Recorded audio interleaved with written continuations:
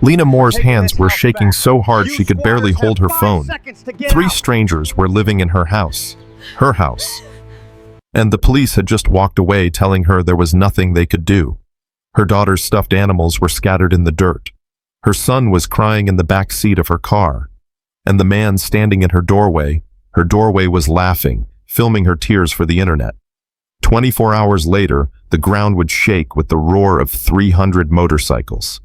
But right now, she had nothing. Hey there, friend. Before we dive into Lena's story, do me a favor, hit that subscribe button and stick with me till the end.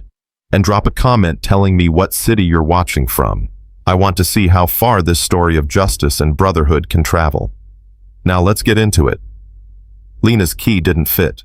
She stood on her own front porch staring at the lock. A new deadbolt. Shiny. Silver. Wrong. What the hell? She tried again. The key scraped against metal that shouldn't be there. Her heart started pounding. Music blasted from inside. Her house, her walls, someone else's music. Lena pounded on the door. Hey, open up! Nothing. She hit it harder. I said open the door, this is my house. The music cut off. Footsteps, heavy boots on her hardwood floor. The door swung open. A man stood there. Greasy ponytail, neck tattoos, smile that made her stomach turn. Can I help you? Lena's mouth opened, but nothing came out for a second. This is my house. What are you doing in my house? The man leaned against the door frame. Your house. Funny. We've been here 3 days. Haven't seen you around. 3 days I was at work. I work doubles. You need to leave right now. Can't do that. He pulled out his phone and started filming her. Door was unlocked when we got here. Nobody home. That's abandonment. We claimed it. You can't just... Already did, sweetheart. See this, everyone? He angled the phone at her face. Former tenant harassing us at our residence. Former, call the police. Please call them because you're trespassing. A woman's voice came from inside. Troy, who is it? Nobody important. Lena pushed past him into the house. Her son's Hot Wheels were scattered across the floor. Her daughter's dollhouse shoved in the corner. That's my daughter's dollhouse. Those are my kids' toys. Troy grabbed her arm. Hard. Lady, you need to leave. Get off me! Lena jerked away. 2 more people appeared. A blonde woman, a younger guy with a scraggly beard, both staring at Lena like she was crazy. She won't leave, Troy said. Call the cops. The blonde pulled out her phone. Fine, Lena's voice cracked. Call them. They'll tell you that you can't steal someone's house. Troy smiled. We didn't steal anything. We moved into an abandoned property. Big difference. It's not abandoned. I have a lease, I have bills, Then where were you for 3 days? I told you working. Sure you were. Lena felt tears burning, but she wouldn't let them fall. Not in front of these people. Where are my kids' things, their toys, their clothes? Oh, we threw most of that out this morning, the blonde woman said. It was cluttering up the place. You threw... Lena couldn't breathe. You threw away my children's belongings. Troy shrugged. There's a teddy bear in the trash if you want it. Brown one with a bow. The police took 45 minutes. Officer Daniels listened to Lena's story with tired eyes and a notebook he barely wrote in. So you're saying you own this house? I rent it, I can show you my lease, my rent checks, my utility bills. And when's the last time you were inside? 3 days ago. I've been working doubles at the diner, sleeping at my mom's next door, because it's closer to my kids. So you haven't been here in 3 days? Yes, but... And the door was unlocked. Lena hesitated. Maybe I was running late. I might have. Daniels sighed. Ma'am, in Arizona, if a property appears abandoned and someone occupies it, they may have squatters' rights. 3 days that's not abandonment. It's a civil matter. You'll need to go through the courts for an eviction order. Lena stared at him. Are you serious right now? My hands are tied. You'll need a lawyer. They broke into my house. They say the door was open and the house appeared abandoned. Daniels looked past her at Troy. Sir, did you break any windows or doors? Nope, Troy said, still filming. Door was wide open. We just walked in. He's lying. Ma'am, I need you to calm down. Don't tell me to calm down. These people stole my house and you're not going to do anything. Daniels closed his notebook. Like I said, civil matter. File paperwork with the court. Until then, I can't remove them. How long does that take? He wouldn't meet her eyes. Could be weeks. Could be months. Months. I'm sorry, ma'am. That's the law. He walked away. Lena stood in her yard, shaking. Troy was still in the doorway, phone pointed at her face. Smile for the camera, honey. This is going viral. Why? Lena's voice came out broken. Why are you doing this? Nothing personal, just business. Nice house, and you made it easy. He grinned. Thanks for leaving the door unlocked. I have children. They live here. Not anymore. He started closing the door. Oh, and that teddy bear. It's in the trash can by the curb. Better grab it before garbage day. The door shut. Lena walked to the curb. Her legs felt like they belonged to someone else. There, overflowing from the trash can, her daughter's stuffed animals. Her son's drawings, a framed photo from the Grand Canyon. She pulled out the teddy bear. Mr. Snuggles, Sophie's favorite since she was 2. Lena got in her car, locked the doors, and screamed. She screamed until her throat was raw and her face was soaked and she had nothing left. Then she sat in silence, holding a teddy bear that smelled like her baby girl, and tried to figure out what to do. Her phone rang. Her mom. Lena, sweetie, I heard shouting. I saw police lights. Mom. Lena's voice broke. They took the house. What? Who? Squatters. 3 of them. They changed the locks. The police won't help. They said I have to go to court. Mom, I don't have money for a lawyer. I can barely afford... She couldn't finish. Silence on the other end. Then, come next door, honey. The kids are asleep. You'll stay here tonight. I can't. You can. Come on. Lena drove 30 feet and stumbled inside. Her mother wrapped her in a hug and let her cry. We'll figure this out, I promise. But later, lying in her childhood bedroom staring at glow-in-the-dark stars she'd put up in 7th grade, Lena didn't see how. She had $800 in checking. Lawyers wanted thousands. Court could take months. Where were they supposed to live? She thought about her babies sleeping down the hall. Safe, innocent, not knowing everything had just collapsed. She thought about Troy filming her crying. She thought about the teddy bear on the nightstand. And she thought about giving up. Sob. Morning came too fast. Lena's eyes were swollen shut. Her head pounded. She heard her kids laughing in the kitchen, her mom making pancakes. She dragged herself up, splashed water on her face, and tried to look normal. In the kitchen, Sophie jumped up. Grandma said we're having a sleepover. Lena forced a smile. That's right, baby. For how long? I don't know yet. Eli looked at her with serious eyes. 7 years old, but already too aware. Mom, where are we sleeping tonight? Right here with Grandma. But what about our beds, our stuff? We'll figure it out, buddy. He didn't look convinced. Lena's mom pulled her aside. I called Janet at church. She knows a lawyer who does pro bono sometimes. Maybe. And Carol said you can stay here as long as you need. Mom, your house is too small. We'll make it work.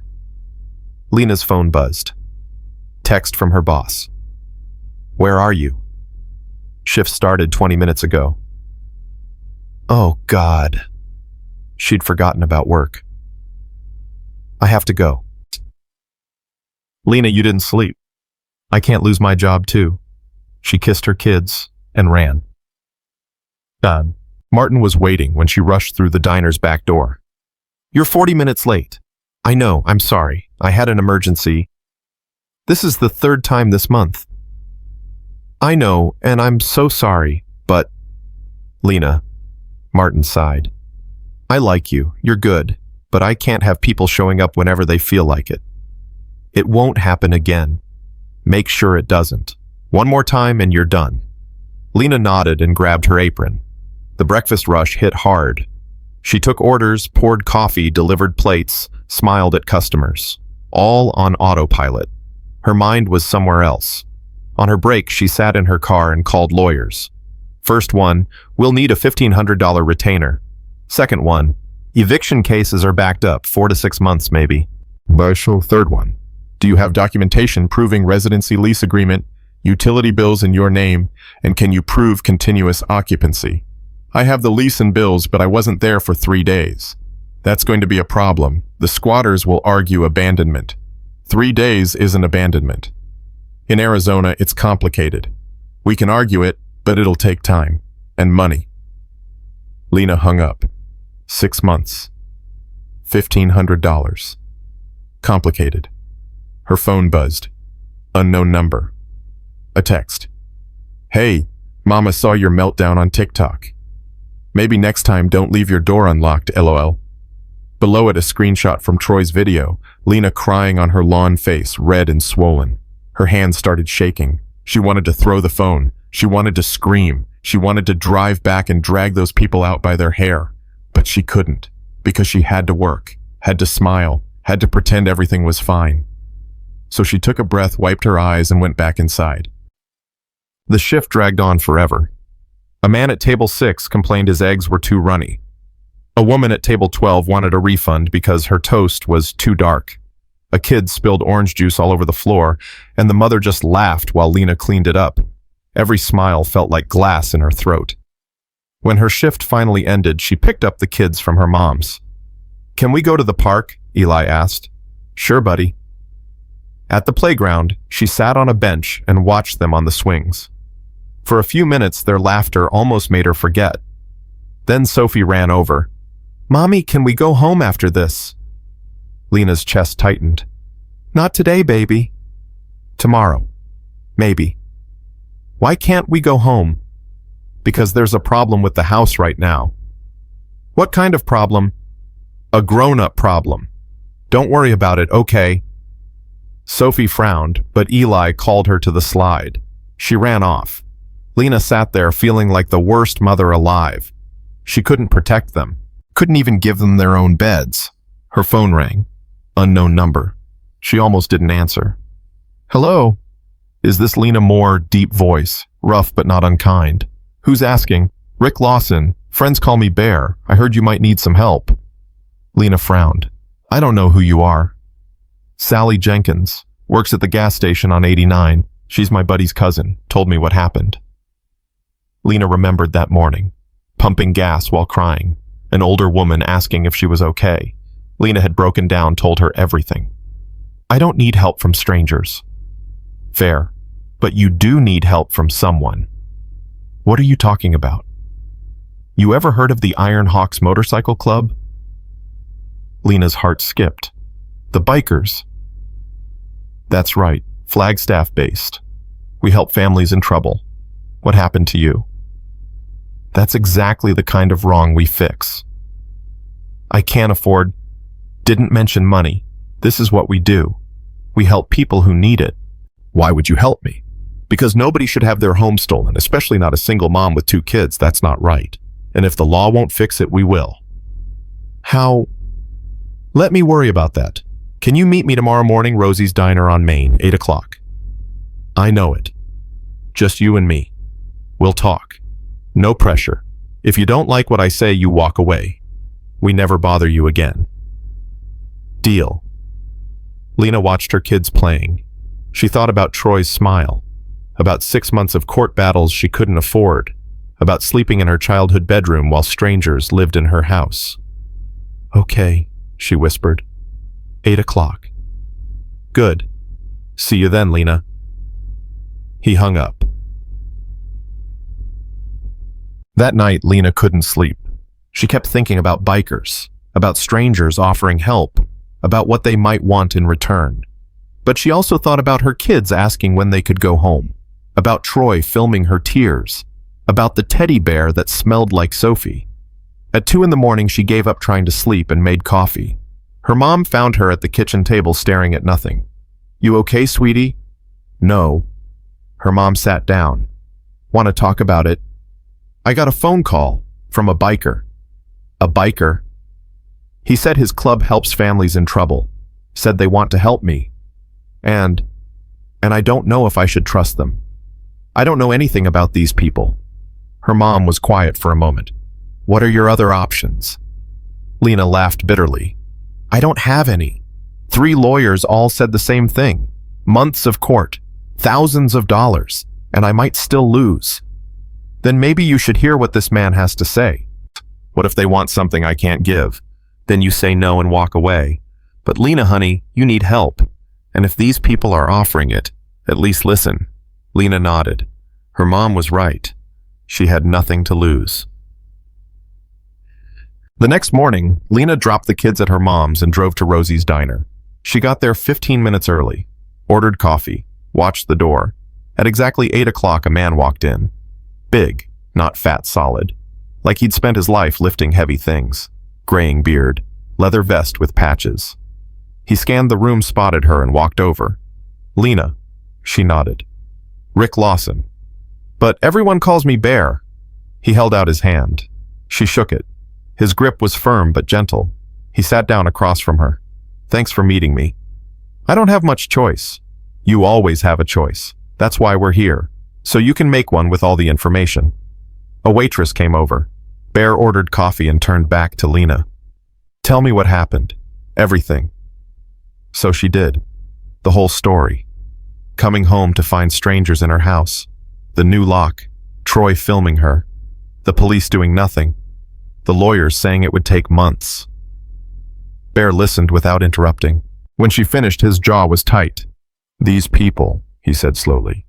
They still in your house? Yes. And the police won't remove them. They said it's a civil matter. I have to go through the courts. Bear nodded. That's what they always say. The law protects property rights. Problem is, it protects the wrong people sometimes. So what can you do? We can apply pressure. Legal pressure. Social pressure. We make it very clear that what they're doing isn't acceptable. We make it uncomfortable for them to stay. How?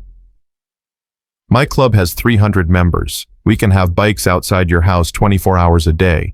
We can make sure everyone in this town knows what these squatters did. We can connect you with lawyers who will work for free. We can document everything, film everything, make sure there's evidence if they try anything. He leaned forward. We can make them understand that this town doesn't tolerate people who steal from single mothers.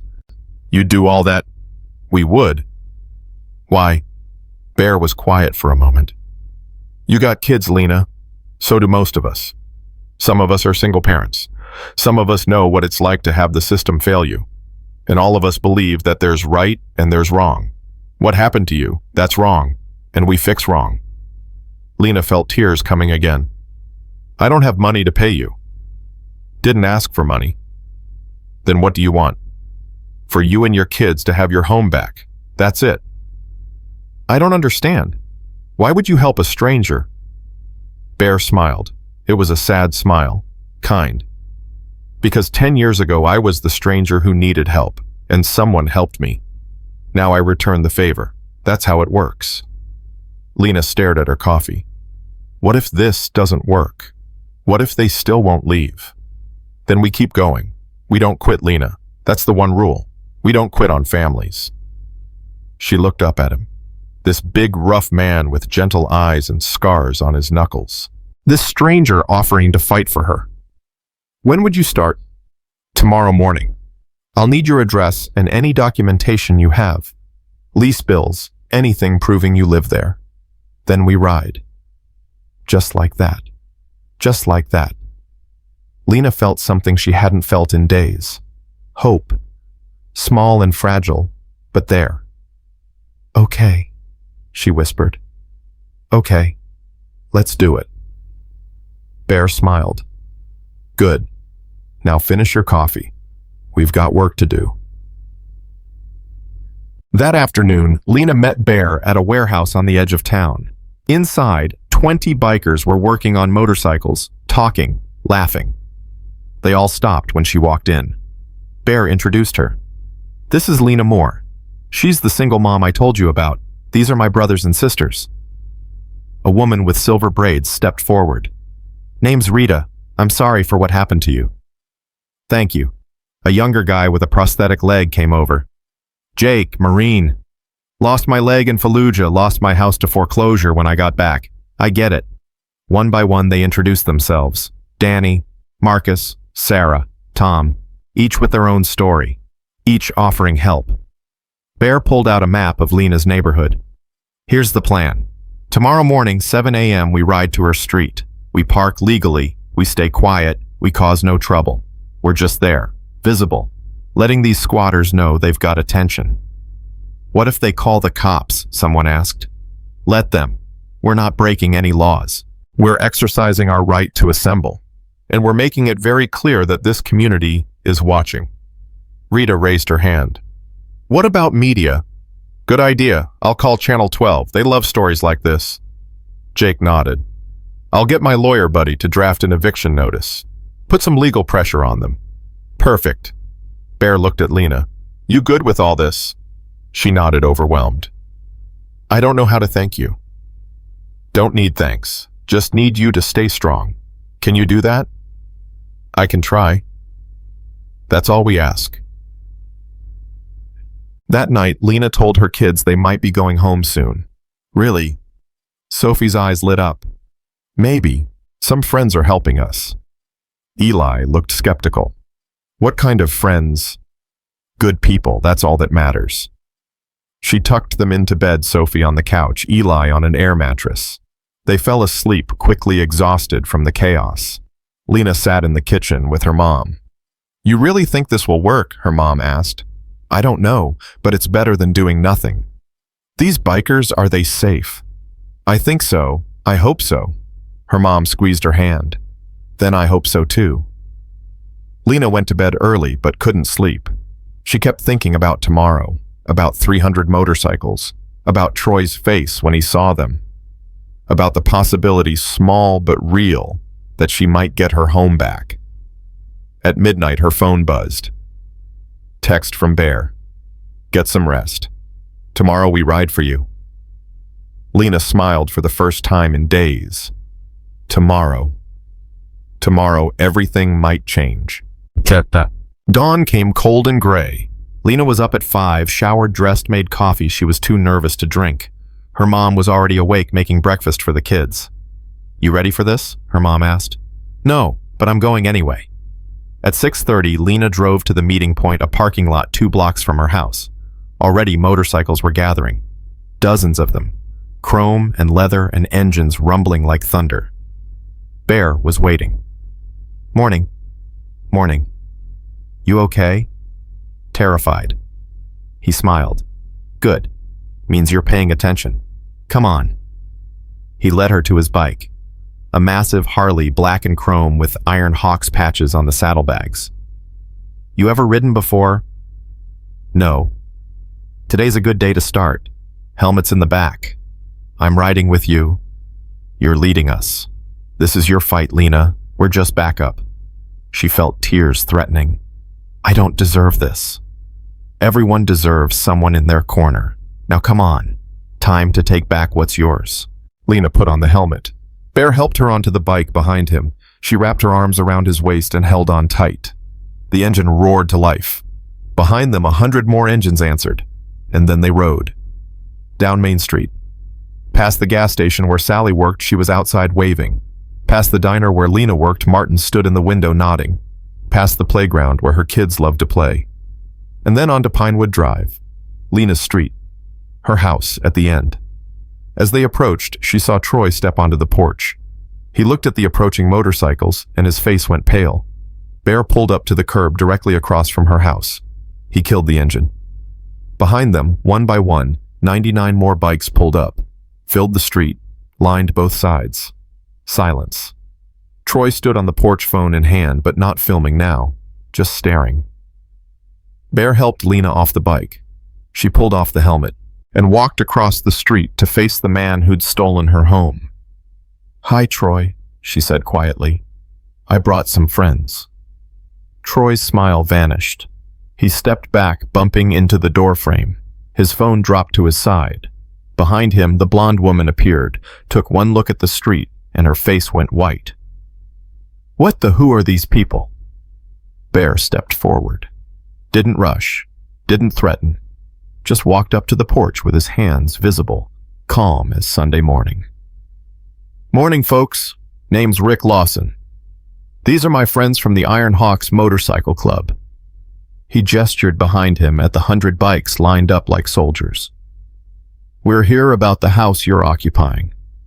Troy found his voice. "We're not doing anything illegal. We have rights." "So does she." Bear nodded at Lena.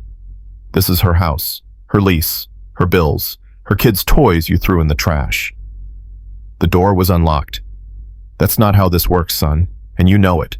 The younger guy with the scraggly beard came to the door. "You can't threaten us. We'll call the cops." "Go ahead." Bear pulled out his own phone. "I've got Officer Daniels on speed dial. Want me to call him for you?" Troy's jaw clenched. "What do you want?" "For you to leave. Today. Right now, actually." "We have squatters' rights." "You have nothing," Rita said, walking up beside Bear. "Squatters' rights require continuous occupation for a significant period. You've been here 4 days. That's not significant. That's trespassing." "We didn't break in. You changed the locks on property that isn't yours. That's illegal modification.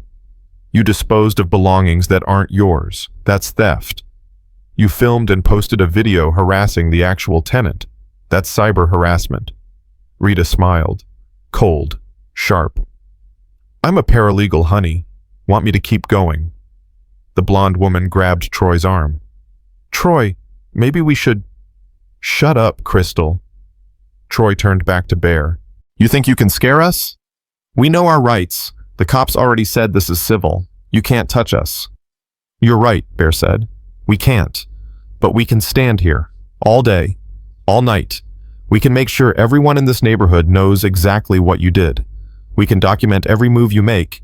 And we can wait for the legal system to process your eviction." He paused. "Or you can pack your stuff and leave today. Your choice. And if we don't, then we wait. We're patient people." Troy looked past them at the row of bikers. Every single one was watching. Silent. Still. Waiting. Lena stepped forward. Her voice shook, but she forced it out. "You asked why you? Why my family? Now I'm asking you. Why? Why us?" Troy looked at her. For a second, something like shame flickered across his face. Then it was gone. "Nothing personal, lady. Just business." "Business. Stealing a single mother's house is business. We needed a place. You made it easy. I have a 7-year-old and a 5-year-old who are sleeping on air mattresses at their grandmother's house because you wanted an easy place to squat." Crystal spoke up, voice small. "We didn't know about the kids." "Yes, you did," Lena said. "You saw their toys. You saw their drawings on the walls. You saw the family photos. You knew. You just didn't care." Crystal looked away. The younger guy shifted uncomfortably. "Troy, man, maybe we should just—" "We're not going anywhere," Troy snapped. "Yes, you are," Bear said. "Question is when, and how hard this gets." "You threatening me?" "Nope, just stating facts. You can leave today voluntary, or you can stay and tomorrow morning there'll be 200 bikes instead of 100. And news vans. And reporters asking why you're stealing from a single mom. And lawyers serving you papers. And every neighbor on this street knowing your face." Bear leaned in slightly. "We don't quit, son. We don't get tired. We don't go home. So ask yourself, is squatting in this particular house really worth all that?" Troy's face flushed red. His fists clenched. For a moment, Lena thought he might swing. Bear didn't move, didn't flinch, just stood there. Finally, Troy spat on the porch. "This is bullshit." He turned and went inside, slamming the door. Crystal and the younger guy exchanged glances and followed him. Bear turned to Lena. "That went pretty well." "Pretty well. He didn't agree to anything. He didn't commit to staying either. That's progress. Now we wait." "For how long?" "Long as it takes." Rita pulled out a camping chair from one of the saddlebags. "Someone should set up coffee. This might take a while." Within minutes, the bikers had transformed the street into a camp. Chairs appeared, coolers, a portable grill. Someone brought out a coffee maker and ran an extension cord from a neighbor's house after asking permission. Mrs. Chen from 2 houses down brought out donuts. For you all. Thank you for helping Lena. Mr. Rodriguez from across the street brought folding tables. You need anything, you let me know. One by one, the neighbors came out, brought food, brought drinks, offered bathrooms, offered support. We saw what happened, Mrs. Chen told Lena. We called the police 3 times. They said the same thing. Civil matter. We felt terrible. It's not your fault, Lena said. Still, we should have done more. We're glad you have help now. Jake rolled up in a truck carrying signs. Big ones, hand-painted. Figured we'd need these. He propped one against a bike squatter stole this single mom's house. Another shame on these thieves. A third justice for Lena and her kids. Bear grinned. Perfect. At 9 o'clock, a news van pulled up. Channel 12. A reporter got out, young woman eager face camera crew behind her. I'm looking for Rick Lawson. That's me. Stephanie Chen, Channel 12 News. We got a call about a single mother whose house was stolen by squatters. That's right, this is Lena Moore. Bear gestured to her. And that's her house, with 3 squatters inside who refused to leave. Stephanie's eyes lit up. Can we interview you both? Lena's stomach dropped. I don't know if... You should, Rita said quietly. Public pressure helps. Trust me. So Lena stood in front of a camera and told her story. About working doubles. About coming home to strangers. About her kids sleeping on air mattresses. About the police saying there was nothing they could do. How does that make you feel? Stephanie asked. Like the system failed me. Like I did everything right, paid my rent, followed the rules, and it didn't matter. These people broke in and the law protects them more than it protects me. And these bikers. How did they get involved? Bear stepped in. We help families in crisis. When we heard about Lena's situation, we knew we had to act. Nobody should have their home stolen, especially not a single mom working 2 jobs to support her kids. What's your goal here? Simple. We want these squatters to leave. Voluntarily would be best, but we're prepared to stay as long as necessary. You'll stay here on this street. 24/7 if we have to. We take shifts. We don't leave families behind. Stephanie turned to the camera. A powerful story of community standing up for one of their own. We'll continue to follow this developing situation. This is Stephanie Chen, Channel 12 News. As the crew packed up, Stephanie handed Lena a card. If anything develops, if they leave, if there's trouble, anything, call me. This story deserves to be told. Thank you. After the news van left, Bear pulled Lena aside. How you holding up? I don't know, this is surreal. It's going to get more intense before it gets better. These people inside, they're going to try to wait us out. They're going to test us. You need to be ready for that. What if they don't leave? What if they just stay? Then we outlast them. We've done this before, Lena. Squatters always think they can wait out the pressure. But they're not dealing with one person anymore. They're dealing with a community. And communities don't break. Lena looked at the bikers scattered across her street. Some were talking. Some were working on their bikes. Rita was setting up a laptop at one of the folding tables. What's she doing? Legal research, making sure we document everything properly. If this goes to court, we want every piece of evidence on our side. You really think it'll go to court? Might not. Depends on how stubborn they are. Around noon, the front door opened. Crystal came out. She looked nervous, eyes darting from bike to bike to the bikers watching her.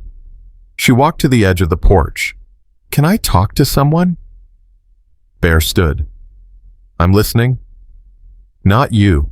Her. Crystal pointed at Lena. Lena's heart hammered.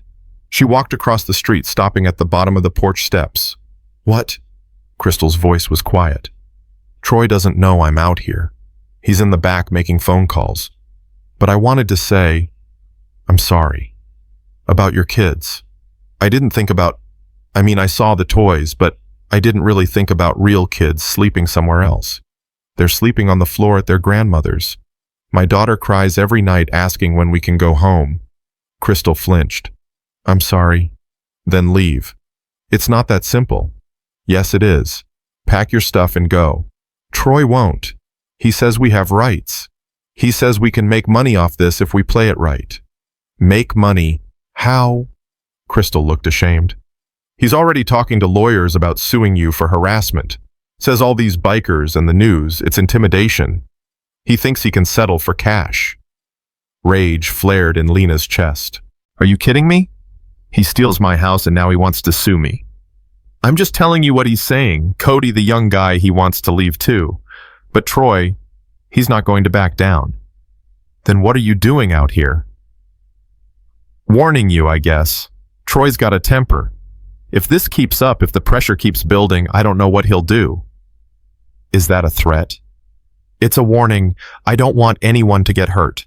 Not you, not your kids, not even Troy, honestly. Crystal wrapped her arms around herself. I know you probably don't believe me, but I'm not a bad person. I just made bad choices. Got involved with the wrong guy. So leave him. I don't have anywhere to go. Lena stared at her. This woman who'd helped destroy her life was standing here asking for sympathy. You're in my house, my kid's home, and you're telling me you don't have anywhere to go. I know it's messed up. Crystal's voice cracked. I don't know what to do. Bear walked over. You want out? Crystal looked at him startled. What? You want out of this situation? I can help.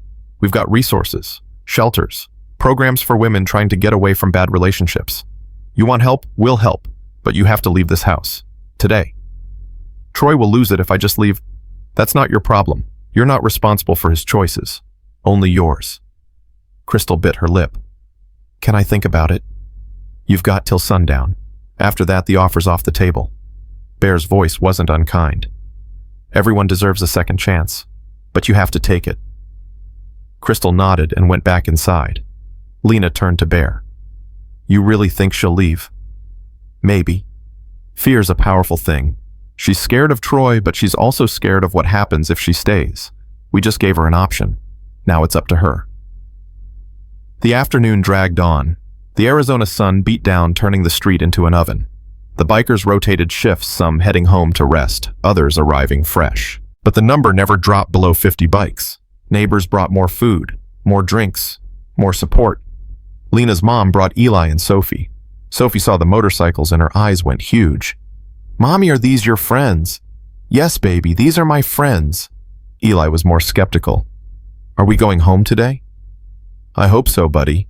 Bear knelt down in front of them. Hey there, I'm Bear, Sophie giggled. That's a funny name.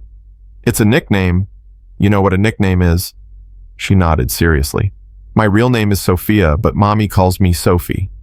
Well, my real name is Richard, but everyone calls me Bear because I'm big and hairy. He grinned. What do you think? Do I look like a bear? Sophie studied him. Kind of. But bears are scary and you're nice. That's the nicest thing anyone said to me all day. He looked up at Lena. You've got good kids. I know. Jake came over with a bag. Got something for you too. He pulled out 2 stuffed animals, a teddy bear for Sophie, a toy motorcycle for Eli. Thought you might like these. Sophie clutched the bear. Thank you.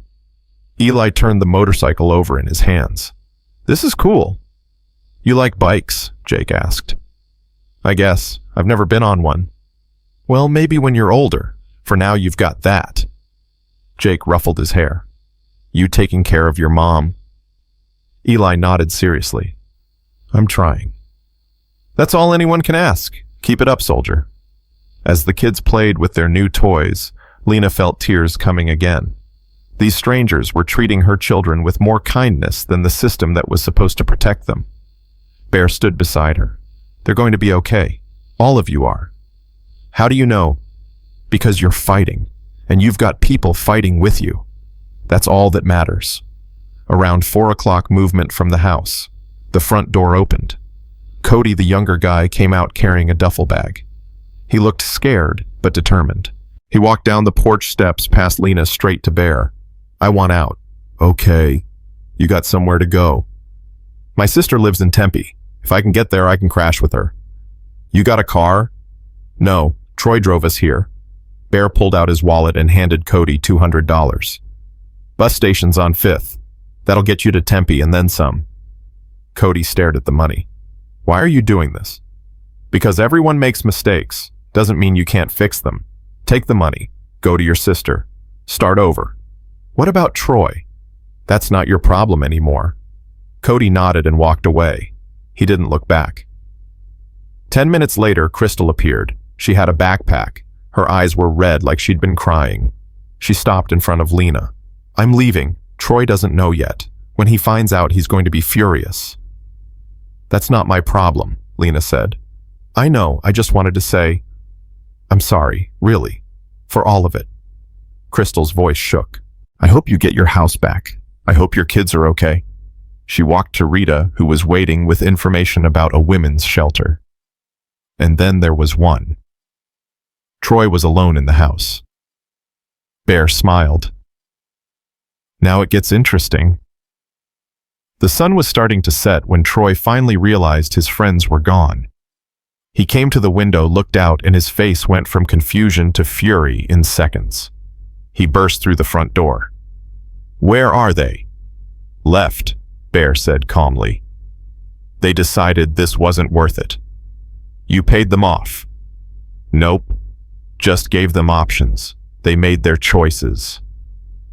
Troy's face was purple with rage. This is harassment. I'm calling the cops. Go ahead. We're still not breaking any laws. Troy pulled out his phone and dialed. He spoke to someone, presumably police, for several minutes, then hung up looking murderous. They said they can't do anything unless you're blocking access or threatening me. We're not. Bear gestured at the clear path to the house. You can come and go as you please. We're just standing here. This is psychological warfare. This is community activism. Big difference. Troy pointed at Lena. You think you've won. You haven't won anything. I still have rights. I can stay here for months. You can try, Lena said. Her voice was stronger now. But every day you stay, more people know what you did. More cameras show up. More neighbors watch. You want to be famous for stealing from a single mom. Go ahead. Stay. Troy's fists clenched. For a moment, he looked like he might charge down the steps. Every biker stood up. They didn't move forward, didn't threaten, just stood. 50 people, standing together, silent. Troy looked at them, and something in his face changed. The bravado cracked. Underneath was fear. He backed into the house and slammed the door. Bear turned to Lena. That's progress. He's scared now. Scared people make mistakes. Or they get desperate. That too. Which is why we're going to keep watch all night. You should go home, I mean to your moms. Get some rest. We'll call if anything happens. I want to stay. Lena, this is my house. My fight. I'm staying. Bear studied her face, then nodded. All right, but you're sleeping in my RV. It's parked around the corner, more comfortable than sitting in a chair all night. You have an RV. For situations like this, we come prepared. As darkness fell, someone set up generator-powered lights. The street stayed bright as day. Bikers rotated in shifts, some sleeping, some keeping watch. The vigil continued. Lena sat with Rita, who was still working on the laptop. What are you doing? Building a case. Photos, video, witness statements from neighbors, everything documented. If Troy tries to sue, we'll bury him in evidence. You really think he'd sue? Desperate people do desperate things. But don't worry, we've been through this before. We know how to protect you. Around midnight, Lena finally went to Bear's RV. It was bigger than she expected, full kitchen, bathroom, bedroom in the back. This is yours. Home on wheels. Comes in handy. Bear pulled out blankets. Bed's all yours. I'll be outside. Where will you sleep? I won't. Someone needs to stay alert. Bear. Lena. I've pulled 3-day watches before. One night's nothing. Get some rest. She wanted to argue, but exhaustion hit her like a wave. She collapsed onto the bed and was asleep in seconds. She woke to voices outside. Urgent. Angry. Lena stumbled out of the RV. Dawn was breaking. Smoke was rising from her house. "What's happening?" Bear was on his phone, face grim. "Fire department's on the way." He did, Troy?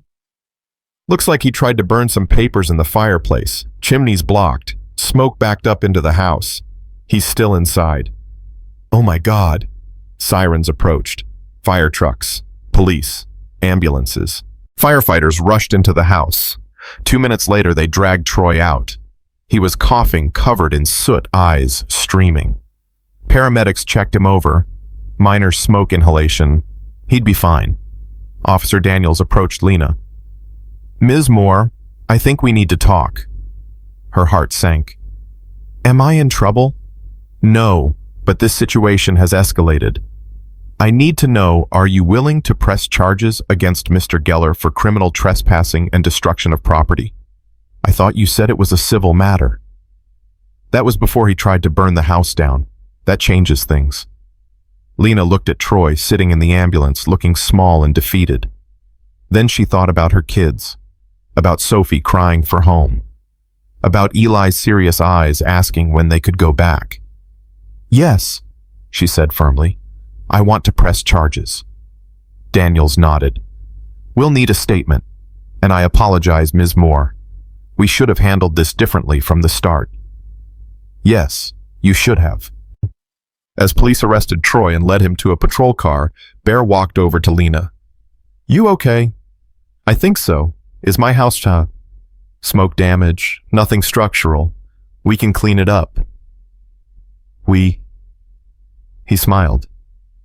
"You didn't think we'd leave before the job was done, did you?" Lena felt tears coming, again, but this time they were different. "Thank you," she whispered. "For everything. Thank us when you're sleeping in your own bed again. For now, we've got work to do." The fire chief cleared the house an hour later. "You can go in," he told Lena, "but wear a mask. Smoke's still heavy." Bear handed her one. "Want company?" She nodded. Couldn't speak. They walked through her front door together. The smell hit her first acrid, choking wrong. Everything was covered in soot. The walls were black, the furniture stained. Her daughter's dollhouse in the corner was ruined. Lena's legs went weak. Bear caught her arm. "Easy. They destroyed it. They destroyed everything. It's just smoke damage. We can clean it, paint it, fix it. But Sophie's dollhouse can be replaced. Come on, let's check the rest." The kitchen was worse. Troy had tried to burn papers in the fireplace, bills, documents, things he'd found in the house. The chimney was packed with old leaves and bird nests. The smoke had nowhere to go. Lena's bedroom was barely touched. The kids' room was covered in soot, but the beds were intact. The stuffed animals Lena had thought were thrown away were piled in the corner.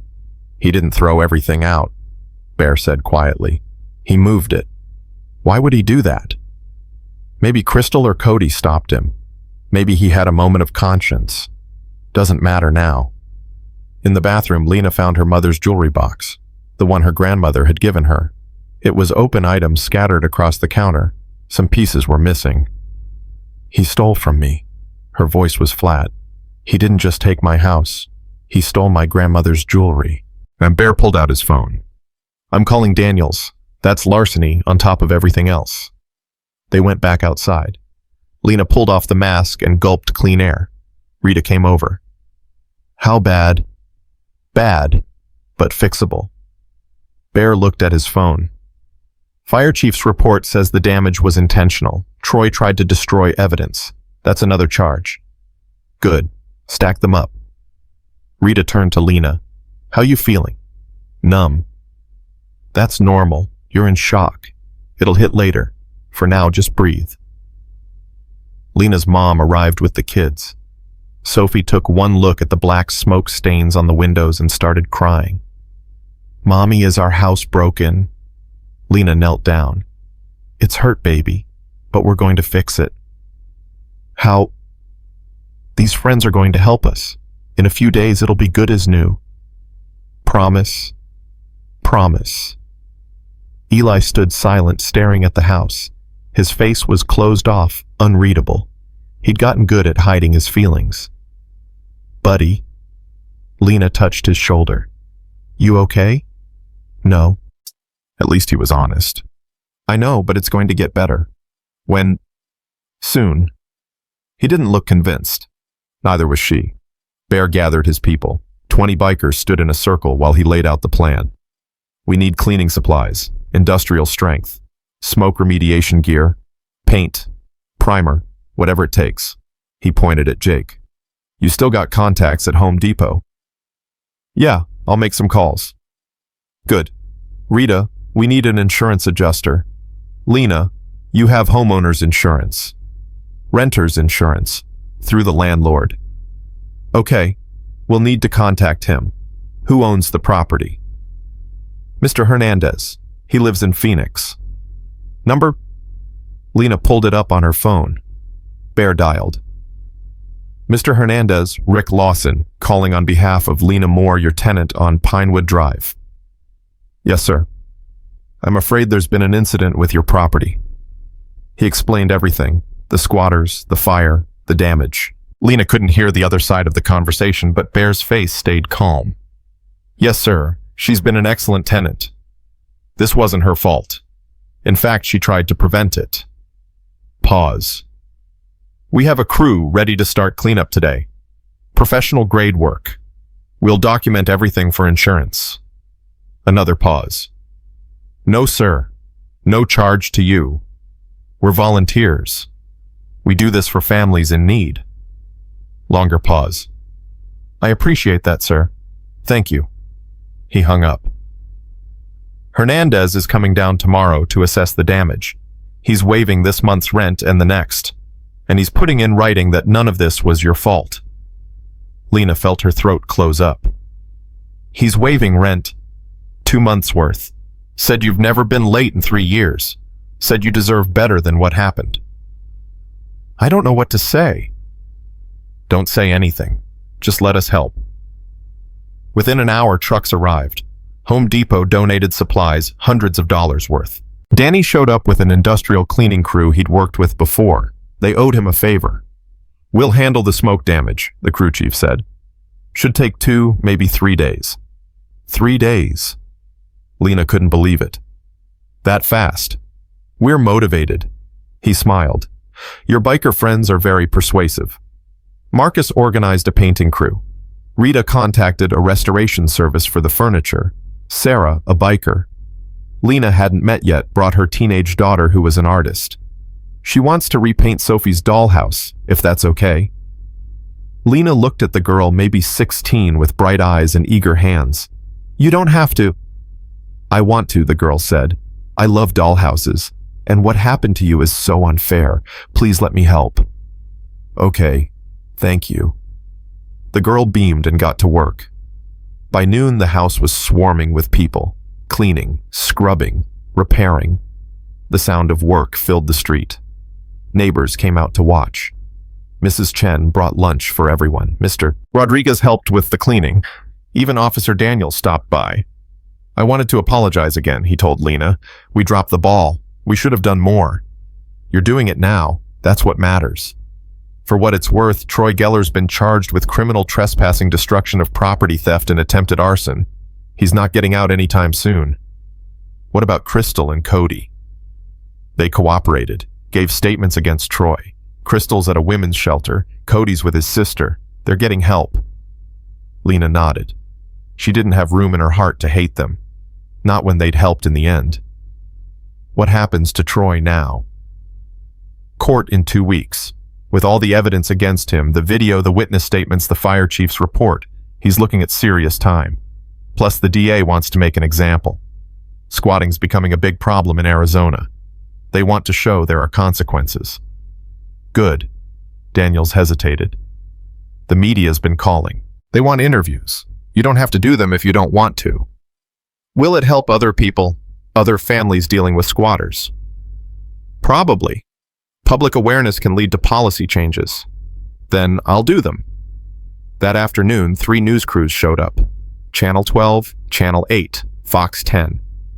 Lena told her story over and over. Each time it got a little easier. What do you want people to know? One reporter asked. That the system is broken.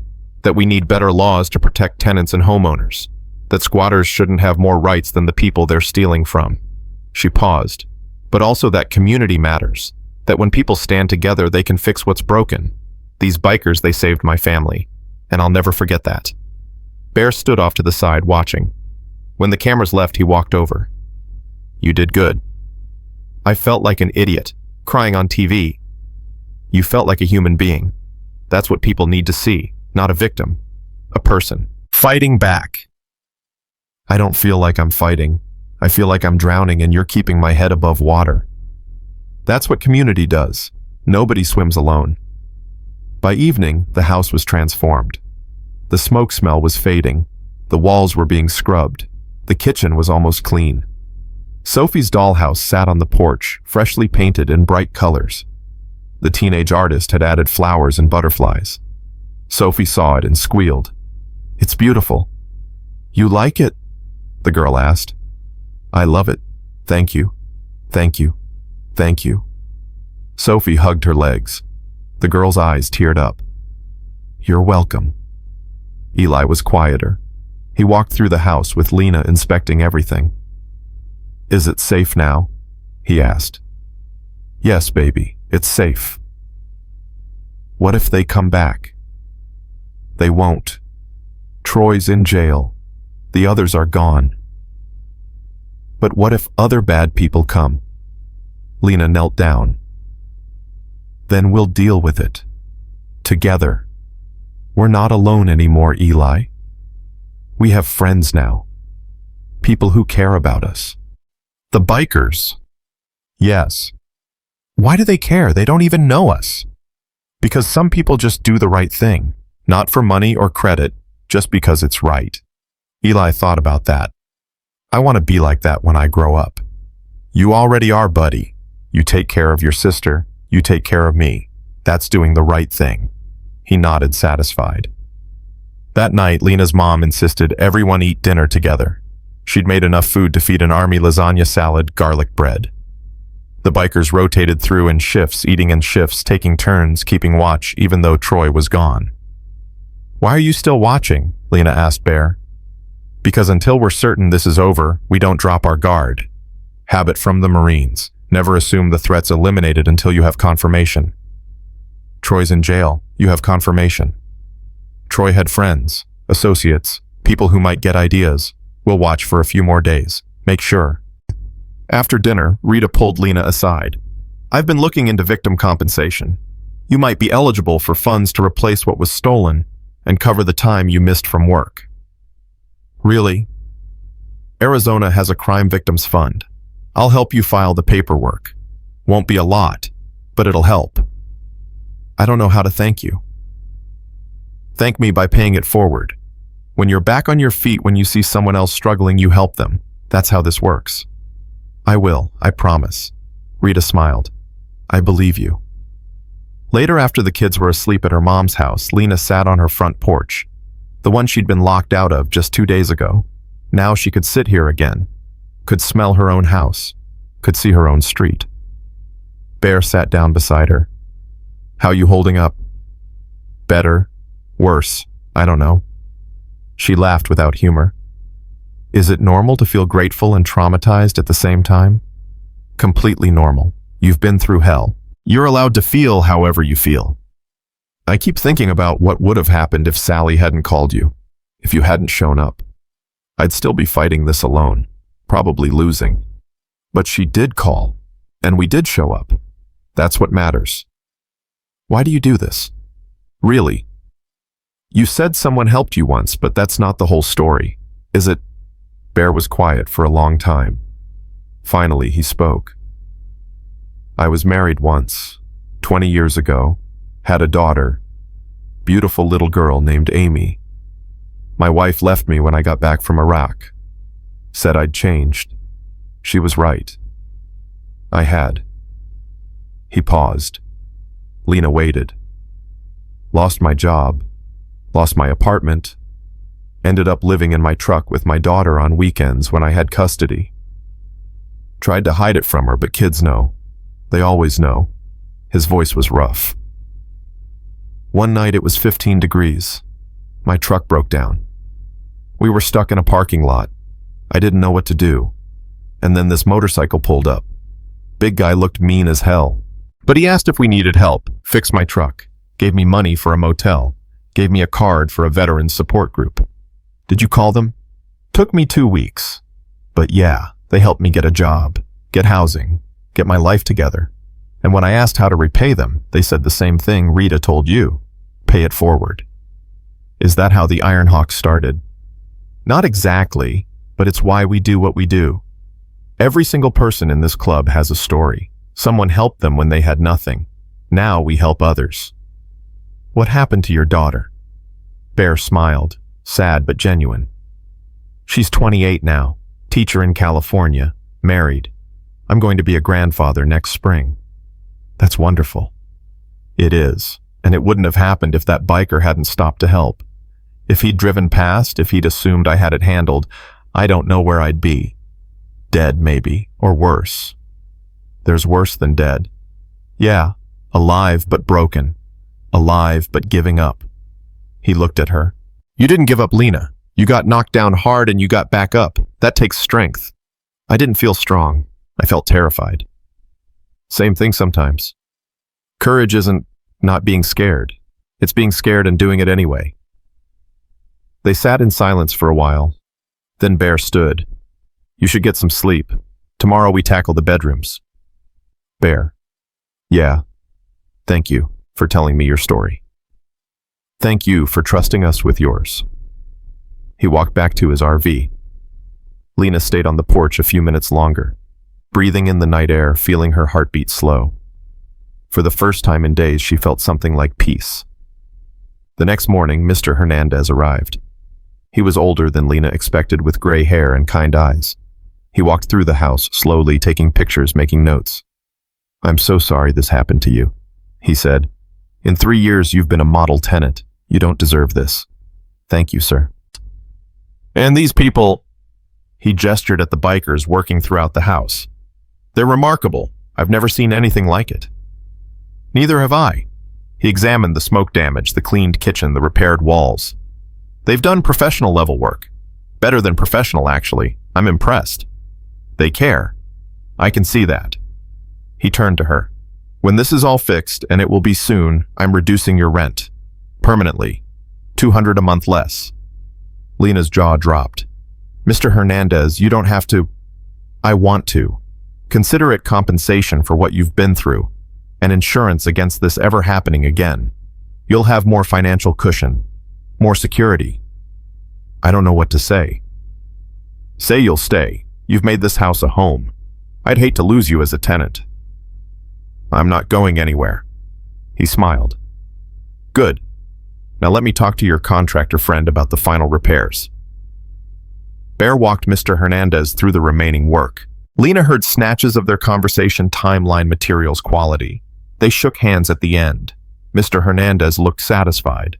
After he left, Bear gave Lena a thumbs up. He's thrilled with the progress, says we can finish by end of week. End of week. That's 3 days. We work fast when we're motivated. True to his word, the work continued at breakneck pace. Wednesday, the bedrooms were finished. Thursday, the living room was painted. Friday morning, the final touches were complete. Lena walked through her house in a daze. It looked better than before, cleaner, brighter. The walls were a soft cream color instead of the dingy beige. The floors had been deep cleaned and refinished. Even the kitchen cabinets had been repainted. You didn't have to do all this, she said to Bear. You just had to clean the smoke damage. We know, but we wanted to. Call it a fresh start. In Sophie's room, the walls were now pale pink with white trim. The dollhouse sat on a new shelf Jake had built. Eli's room was light blue with glow-in-the-dark stars on the ceiling replacements for the ones that had been ruined. Can we come home now? Sophie asked, bouncing on her toes. Lena looked at Bear. He nodded. Yes, baby. We can come home. Sophie and Eli shrieked and ran through the house, claiming their rooms, their spaces, their home. Lena's mom stood in the doorway crying. I can't believe it. 3 days ago, this place was destroyed. 3 days ago, I thought we'd lost everything, Lena said. Now look at it. It's a miracle. It's community. That night, they moved back in. All their belongings, what remained, plus new things the bikers had collected. Beds with fresh sheets, towels, dishes. A new couch someone had donated. The kids were asleep within minutes, exhausted from excitement. Lena stood in her living room looking around. Her home, really and truly hers again. There was a knock at the door. Bear stood on the porch with the rest of the Iron Hawks behind him. "We're heading out," he said. "But we wanted to say goodbye properly. You're leaving. Job's done. You're back home. That was the goal. But what if something happens? You call me, anytime, day or night. You have my number. And you have a family now. This club, we don't forget our people." Lena hugged him, hard. "Thank you. For everything. Thank us by living a good life, by being happy, by showing your kids that good people still exist." "I will." One by one, the bikers said goodbye. Rita, Jake, Danny, Marcus, Sarah, all the people who'd become family in less than a week. As the motorcycles pulled away, their engines rumbling into the night, Lena stood in her doorway and watched them go. Her mom came up beside her. "They're really something. They saved us. They did. But you saved yourself too, honey. You didn't give up. You fought back. I had help. Everyone needs help sometimes. That's not weakness. That's being human." Inside, Lena checked on the kids one last time. Sophie was curled up with her teddy bear and her newly painted dollhouse on the nightstand. Eli had his toy motorcycle on the pillow beside him. Both were smiling in their sleep. Lena went to her own room and lay down in her own bed. Her sheets, her pillow, her space. She closed her eyes, and for the first time in a week, slept through the night without nightmares. The next morning, she woke to sunlight streaming through clean windows. Sophie was already up playing with her dollhouse. Eli was building something with blocks. "Morning, babies. Morning, mommy," they chorused. Lena made breakfast pancakes like her mom's. The kids ate at their own table in their own kitchen in their own home. Everything was back to normal. Except it wasn't. Because Lena had changed. She'd learned something important. She wasn't alone. She'd never really been alone.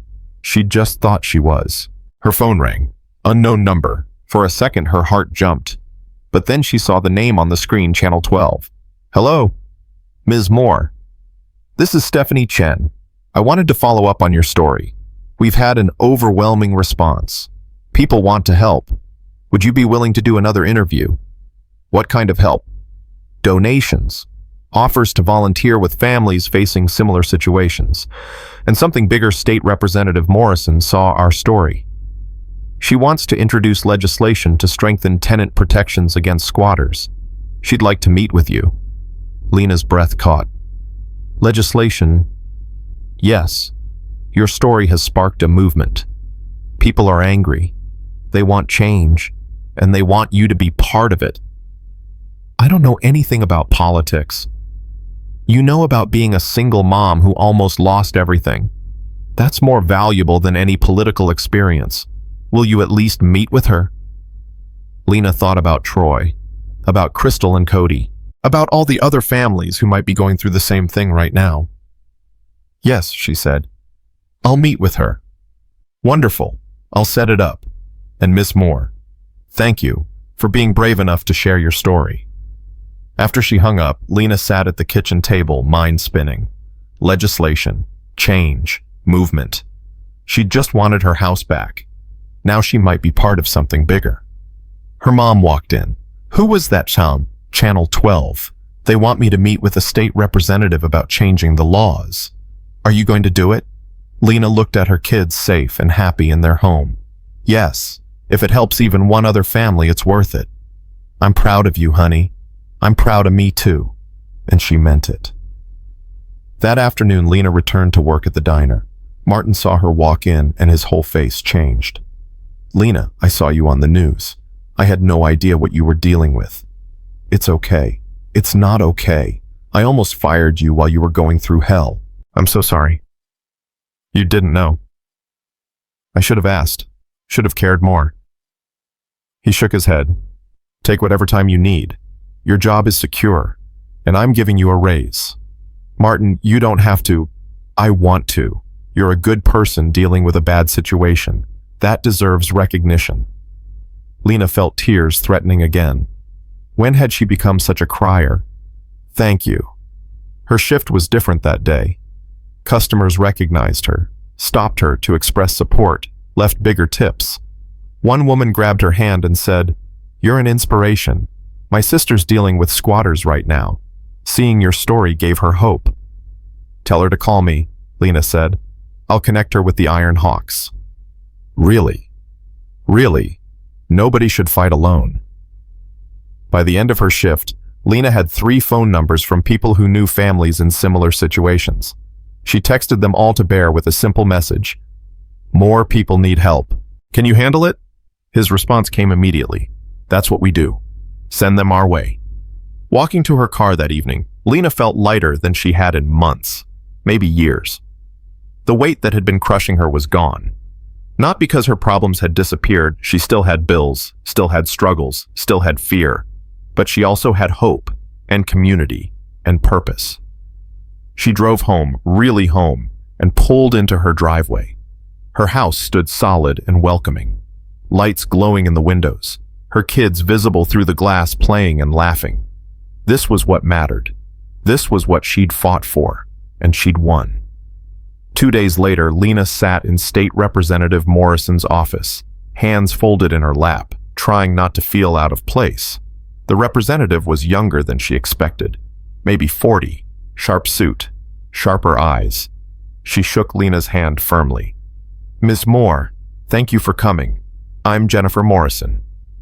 Call me Lena. Lena then, and I'm Jennifer. She sat down across from her. I've been following your story. What happened to you is unconscionable. It's happening to other people too, every day. I know. That's why I want to do something about it. Jennifer pulled out a folder. Current Arizona law has massive loopholes. Squatters can claim rights after as little as 48 hours of occupation if they can prove the property appeared abandoned. That's absurd. The police kept telling me it was a civil matter. Because the law ties their hands, we need to change that, make it easier for law enforcement to remove squatters immediately, strengthen penalties, protect actual tenants and homeowners. What do you need from me? Your testimony.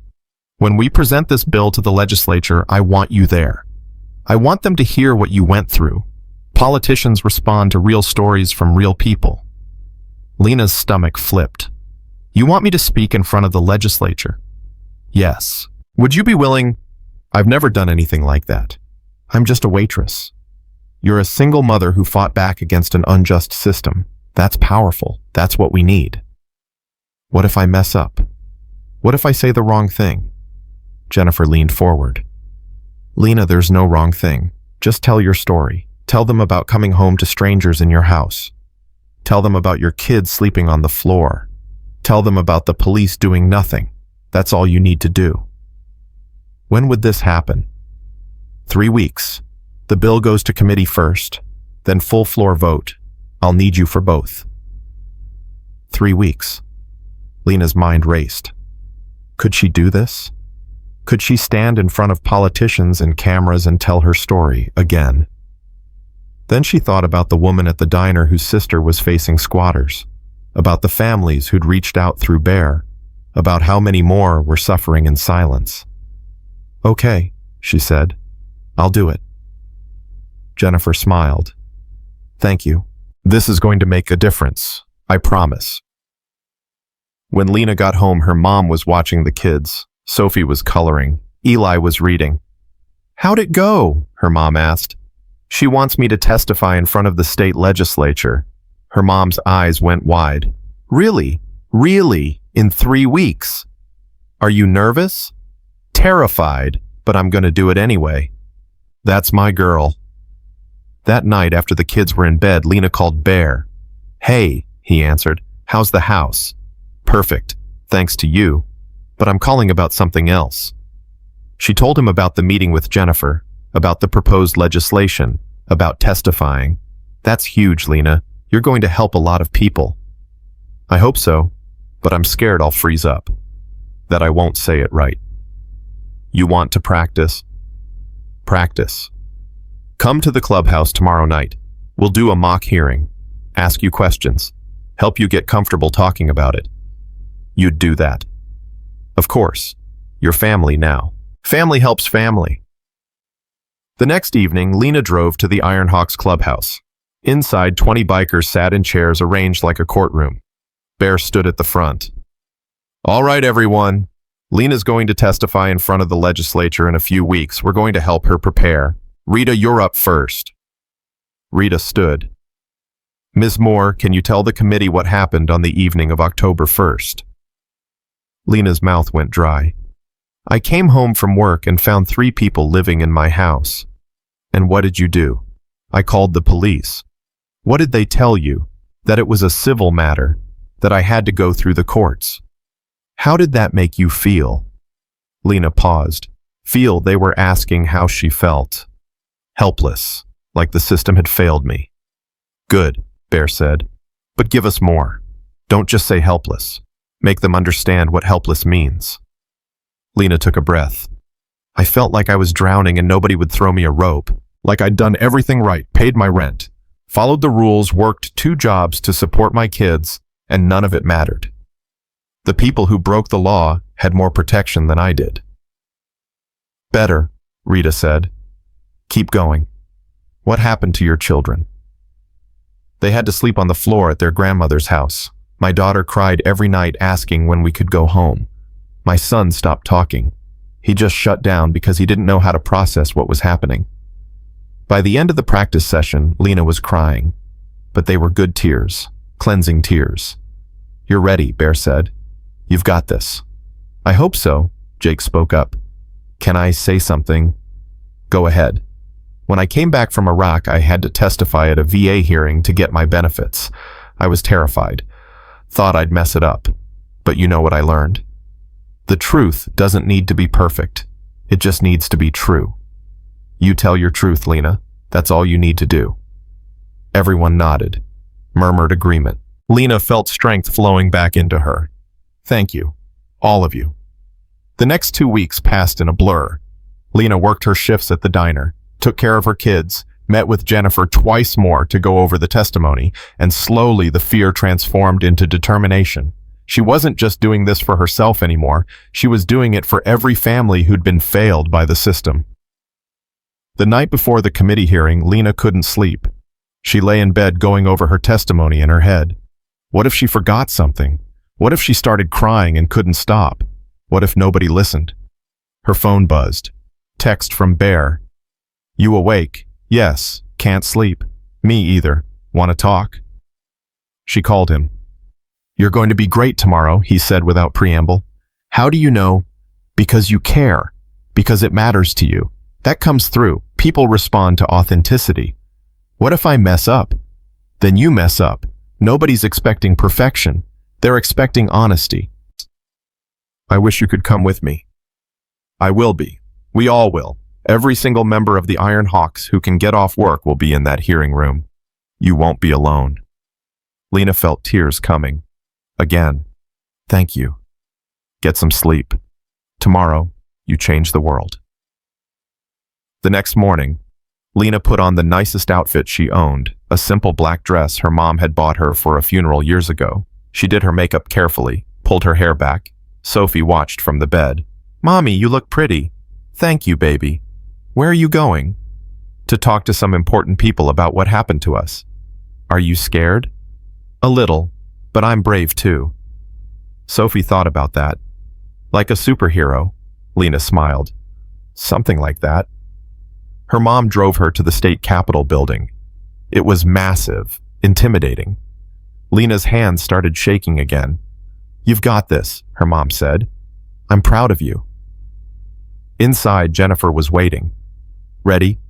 No, but let's do it anyway. The committee room was smaller than she expected. A long table at the front where legislators sat. Rows of chairs for witnesses and observers, and true to his word, the back 2 rows were filled with Iron Hawks. Bear gave her a thumbs up. Lena sat down at the witness table, a microphone in front of her, a pitcher of water she knew she wouldn't be able to drink because her hands were shaking too much. The committee chair banged a gavel. We'll now hear testimony on House Bill 847 strengthening protections against unlawful occupancy. First witness, Ms. Lena Moore. Jennifer nodded at her. You've got this. Lena leaned toward the microphone. Good morning. My name is Lena Moore. I'm a single mother of 2 children ages 7 and 5. I work as a waitress in Flagstaff. And 3 weeks ago I came home from a double shift to find 3 strangers living in my house. She told the whole story. Every detail. The new lock, Troy's smile, the police doing nothing, her kids sleeping on the floor, the fire, the bikers who saved her. I did everything right, she said, voice shaking. I paid my rent on time. I took care of my property. I followed every rule, and it didn't matter. The people who broke into my home had more protection under the law than I did. That's not justice. That's a failure of the system. One of the legislators raised his hand. Ms. Moore, you mentioned motorcycle club members helped you. Some might say you took the law into your own hands. With respect, sir, we didn't. Everything the Iron Hawks did was legal. They stood on a public street. They documented evidence. They connected me with legal help. They didn't threaten anyone. They didn't break any laws. They just refused to let me face this alone. But isn't that vigilante justice? No, sir. Vigilante justice is taking the law into your own hands. What they did was fill the gap where the law failed. There's a difference. Another legislator spoke up. What would you like to see changed? I want law enforcement to have the power to remove squatters immediately when there's clear evidence of ownership or tenancy. I want penalties severe enough to deter people from doing this, and I want protection for victims so they don't lose everything while waiting for the courts. Lena leaned forward. Right now, the system protects criminals more than victims. That needs to change. Thank you, Ms. Moore. That's powerful testimony. Lena sat back, hands still shaking. Had she done enough? Had she said the right things? Jennifer squeezed her shoulder. You were perfect. After Lena, 3 more people testified. A homeowner who'd lost his house to squatters for 6 months. A landlord whose property had been destroyed. An attorney who specialized in property law. By the end, even the skeptical legislators looked convinced.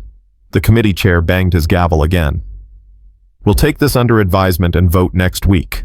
Thank you to all witnesses for their testimony. Outside, the Iron Hawks surrounded Lena. Bear hugged her. You killed it in there. I was so scared I thought I'd throw up. Didn't show. You were strong, articulate, honest. Exactly what they needed to hear. Rita was crying. I'm so proud of you.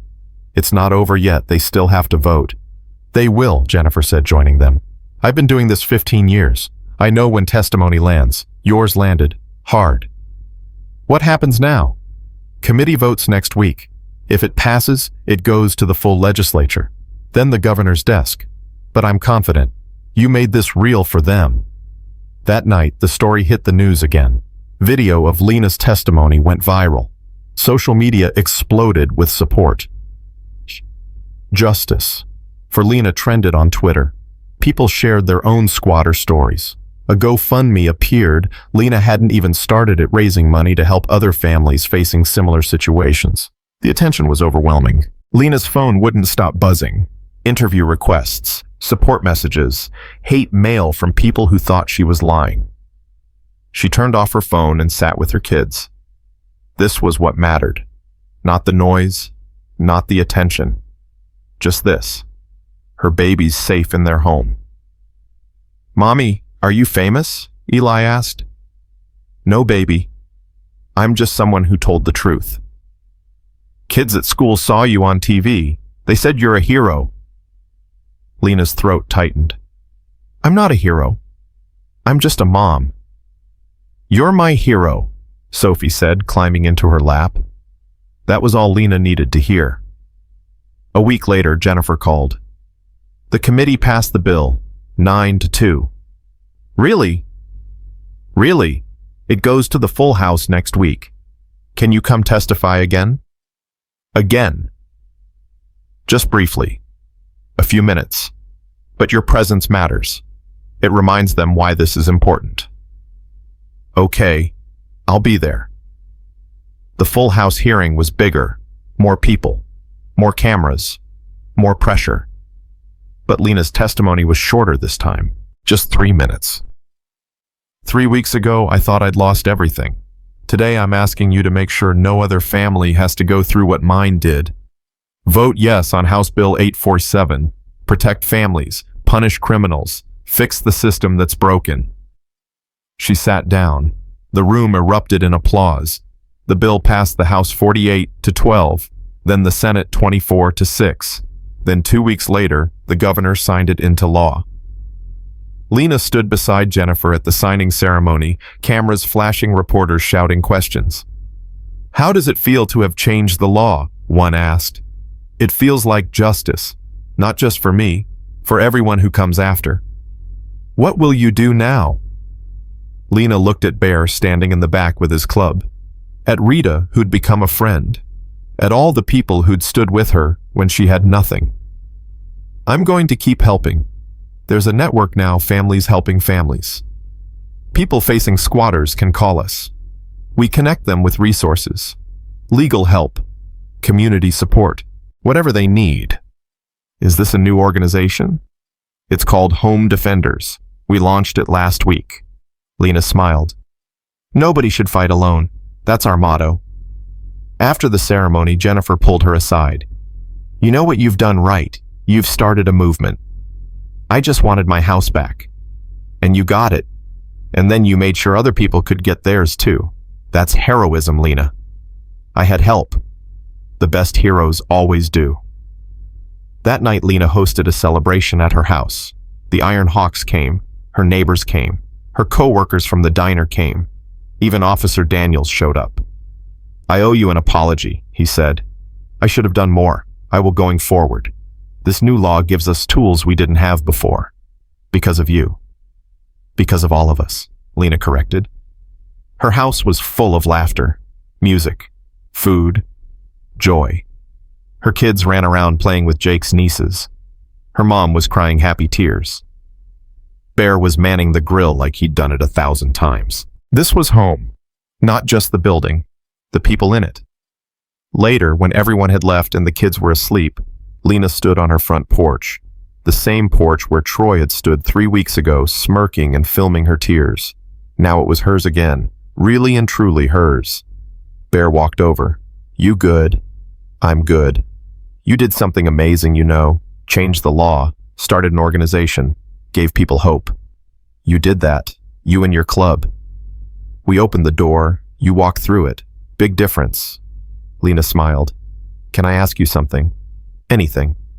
Why did you really help me? The story about your daughter. I believe that. But there's something else. Isn't there? Bear was quiet for a long moment. You remind me of my wife. Before things went bad, she was strong like you, stubborn, refused to quit even when everything was falling apart. He paused. I wasn't there for her when she needed me. I was dealing with my own demons. By the time I got my act together, she was gone. So when Sally called about you about a single mom in trouble, I saw a second chance. To do it right this time. You did it right. We both did. They stood in comfortable silence. Then Bear spoke again. There's something I wanted to ask you. Home Defenders is growing fast. More families calling every day. We need someone to run it full time, coordinate volunteers, connect people with resources, handle the legal stuff with Rita. You want me to run it? You're the face of this movement.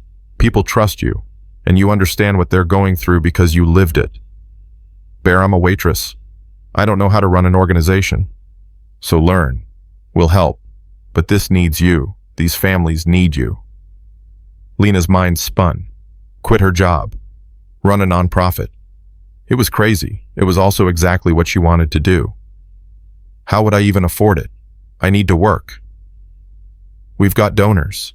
People who saw your testimony and want to help. Enough to pay you a salary. Not much at first, but enough to live on. And it'll grow. You've already thought this through. I have. Question is, Are you in?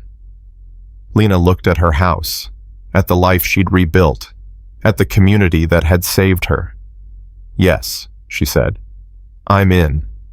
Bear grinned. Good, because I already rented office space. You what? Had faith you'd say yes. Lena laughed, actually laughed. You're ridiculous. I'm optimistic. There's a difference. 2 weeks later, Home Defenders opened its doors. Small office on Main Street, 2 desks, a phone line, and a wall covered with photos of families they'd already helped. Lena's first day was chaotic. 3 families called before noon, all facing squatters, all terrified, all needing help. Rita walked them through legal options. Bear coordinated volunteer bikers for each case. Lena talked to the families, listened to their stories, reminded them they weren't alone. By the end of the week, they'd helped 2 families reclaim their homes. The third was still in progress, but making headway. This is working, Rita said, looking at their caseboard. We're actually making a difference. We are, Lena agreed, 1 family at a time. The local news did another story. This time, not about Lena's tragedy, but about her triumph, about Home Defenders, about community-driven solutions. More donations came in. More volunteers signed up. The movement was growing. One afternoon, a woman walked into the office. 40s, tired eyes. She looked like she'd been crying. Are you Lena Moore? Yes. How can I help you? I saw your testimony about the squatters. I'm dealing with the same thing. 3 people in my house. Police won't help. I don't know what to do. Lena stood up and took the woman's hands. You came to the right place. Sit down. Tell me everything. And then we're going to fix this. Together. The woman started crying. You really think you can help? I know I can, because 3 weeks ago I was you, and people helped me. Now I'm going to help you. That's how this works. As the woman told her story, Lena felt something settle in her chest. Purpose, meaning. This was why everything had happened. Not just to get her house back, but to help others get theirs. That night, Lena picked up her kids from her mom's. They'd started an after-school routine Grandma's house for a few hours, while Lena worked, then home for dinner and homework and bedtime. How was your day? She asked Sophie. Good, we learned about butterflies. Did you know they start as caterpillars? I did know that. Pretty cool, huh? Super cool. They get to be something totally different. Lena smiled. Yeah, they do. Eli was quieter in the back seat. He'd been struggling since everything happened, opening up less, smiling less. It worried her. At home, after Sophie was in bed, Lena sat with him. You okay, buddy? He shrugged. I guess. Talk to me, what's going on? Kids at school keep asking about the squatters, about you being on TV, about the bikers. I don't know what to say. What do you want to say? I don't know, it's weird, like, our life is this big thing now and everyone knows about it. Does that bother you? Kind of. I just want things to be normal. Lena pulled him close. I get that. And I'm sorry things got so public. But you know what? Something good came from it. We're helping other families now. Other kids who don't have to lose their homes because of what we went through. Really? Really? We helped 2 families just this week. And more are coming. Eli thought about that. So the bad thing turned into a good thing. Something like that. The bad thing happened. We can't change that. But we can choose what we do with it. We can help people. Make things better. Like superheroes, Lena smiled. Exactly like superheroes. But with less flying and more paperwork. Eli laughed, actually laughed. The sound made Lena's heart soar. Can I help with Home Defenders? When you're older, absolutely. For now, you help by being you, by being strong, by taking care of your sister. I can do that. I know you can. That weekend, Home Defenders hosted its first community event, a fundraiser barbecue at the park. The Iron Hawks provided the food. Local bands donated their time. Families they'd helped came to share their stories. Hundreds of people showed up. Lena stood at the microphone looking at the crowd. 3 weeks ago, I thought my life was over. Today, I'm standing here because people refuse to let me fall. And now we're building something bigger, a community that protects its own, that stands up to injustice, that says nobody fights alone. The crowd cheered. Home Defenders isn't just about fighting squatters. It's about rebuilding what's broken, restoring what's been taken, and reminding people that good still exists in this world. Lena paused. Thank you for being here. Thank you for believing in this. And thank you for proving that together we're stronger than anything that tries to break us. More cheers, more applause. Bear stood beside her. You're a natural at this. I'm terrified at this. Same thing. As the event wound down, a reporter approached. Ms. Moore, there's talk about expanding Home Defenders statewide, maybe even nationally. Any comment? One step at a time. Right now we're focused on Arizona, on helping families here. But if this model works, and it is working, then yes, I'd love to see it grow. Every state needs something like this. You've become quite the advocate. I've become someone who refuses to watch other people suffer the way I did. If that makes me an advocate, fine. I'll own it. That night, exhausted and happy, Lena collapsed on her couch. Her house was quiet. Her kids were asleep. Everything was still. And for the first time in months, maybe years, Lena felt complete. Not because her life was perfect. It wasn't. She still had struggles, still had bills, still had fears. But she also had purpose, community, hope.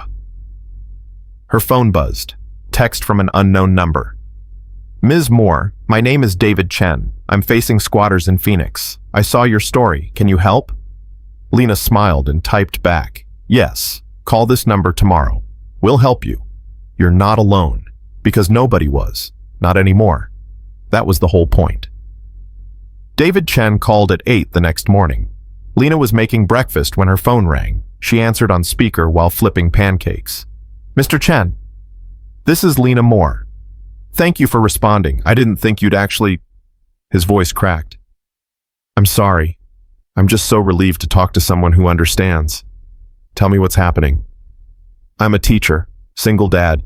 My daughter's 12. We've lived in our house for 5 years. I went to visit my mother in California for a week. She had surgery. And when we came back, there were people in our house. 4 of them. They changed the locks, threw our stuff out. The police said it's civil. I can't afford a lawyer. I don't know what to do. Lena turned off the stove. Sophie and Eli were watching cartoons, giving her space to focus. How long ago was this? 2 days. Where are you staying? A motel, but I can't afford it much longer. Okay, listen to me carefully, David. You're going to be okay. We're going to help you. First thing, do you have documentation, lease, mortgage, utility bills? Yes. Everything. Good. Text me photos of all of it. Then I'm going to connect you with Rita. She's our legal coordinator. She'll walk you through filing emergency paperwork under the new law. It just passed last week. You can get law enforcement to remove squatters immediately if you have proof of occupancy. The new law, I heard about that. That was you, wasn't it? It was a lot of people, but yes, I testified. You saved me. I don't know how to thank you. Help the next person who needs it. That's how you thank me. After they hung up, Lena called Rita, then Bear. Within an hour, they had a plan. Phoenix Iron Hawks, a sister chapter, would provide support. Rita would handle the legal filing, and Lena would drive to Phoenix to meet David in person. You don't have to come, Bear said. We can handle it. I want to. He needs to see that someone cares, that he's not alone. You're going soft on me more. I learned from the best. Lena dropped the kids at her mom's and made the 2-hour drive to Phoenix. She met David and his daughter Mia at a coffee shop near their house. David was Chinese-American, mid-30s, with tired eyes and hands that wouldn't stop shaking. Mia sat beside him, clutching a backpack like it was a life raft. Thank you for coming, David said. You didn't have to. Yes, I did. Lena sat across from them. Mia, how are you holding up? The girl shrugged. Okay, I guess. It's okay not to be okay. What's happening isn't fair. You know that, right? Mia nodded. Dad says the people in our house are bad people. They made bad choices. There's a difference. But we're going to fix this. Promise. Lena remembered Sophie asking the same thing. Promise. Rita arrived with paperwork. Okay, David. Under the new law, if you can prove continuous occupancy and provide documentation, law enforcement can remove squatters within 24 hours. No court order needed. That fast. That fast. That's what the law was designed to do. Close the loopholes that protected squatters more than actual residents. What do I need to do? Sign these forms. We'll file them electronically with the court and the police department. Then we wait for the response. David's hand shook as he signed. What if they don't leave? Then the Phoenix Ironhawks encouraged them. Bear had arrived with 10 other bikers. They stood behind David like a wall of leather and chrome. Same way we did with Lena. You do that for me, for anyone who needs it. That's the deal. By late afternoon, the paperwork was filed. By evening, 2 Phoenix police officers showed up at David's house with the court order. Lena and David watched from across the street. The 4 squatters, 3 men and a woman, came out onto the porch, arguing with the officers. "We have rights," one of them shouted. "Not anymore," the officer said. "New law. You've got 20 minutes to gather your personal belongings and vacate. After that, you're arrested for criminal trespassing." This is bullshit. Clock's ticking. 19 minutes now. The squatters looked at the police, then at the Ironhawks lining the street, then back at the house. 15 minutes later, they were gone. David stood frozen, staring at his front door. "Is it really over?" he whispered. "It's really over," Lena said. He started crying, deep, wrenching sobs. Mia hugged him tight. "Daddy, we can go home." "Yeah, baby, we can go home." The officers gave David his keys. The squatters had left them on the counter. He unlocked the door with shaking hands and walked inside. The house was trashed. Furniture moved, food left out, trash everywhere. But it was his. "We'll help you clean," Bear said. "That's what we do." By midnight, David's house was clean. By morning, it was livable. And by noon the next day, Mia was setting up her room again, hanging posters, arranging her books. "Thank you," David told Lena as she was leaving. "I don't have words big enough. You don't need them. Just remember this feeling. Remember that people helped you, and someday when you see someone else drowning, you throw them a rope." "I will. I promise." On the drive home, Lena felt exhausted but satisfied. They'd saved another family, proven the new law worked, made a difference. Her phone rang. Jennifer Morrison. "Lena, have you seen the news?" "No, why?" "David Chen's story is everywhere. National news. CNN, Fox, MSNBC. Everyone's covering it. The new law in action. Families being saved in 24 hours instead of months. You're trending again." "I didn't do this for publicity." "I know, but the publicity helps.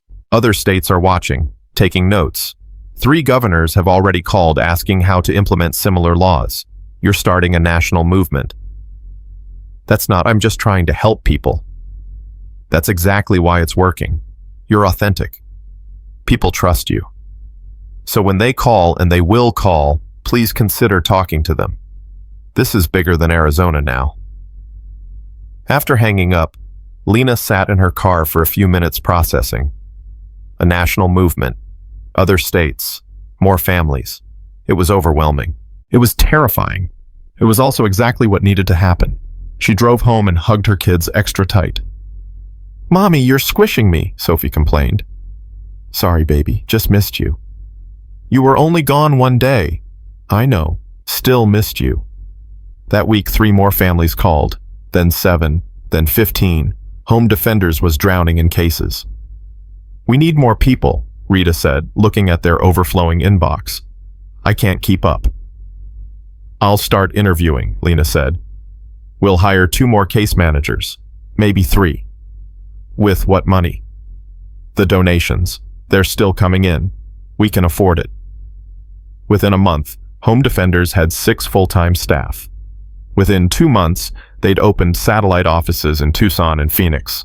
Within 3 months, they'd helped 47 families reclaim their homes, and the Iron Hawks were there for every single one. Bear stopped by the Flagstaff office one afternoon. "You're building an empire here, Moore." "I'm building a safety net. There's a difference." "Not much of one," he grinned. "I'm proud of you." "Couldn't have done it without you." Sure you could. You just didn't have to. That's the point of community.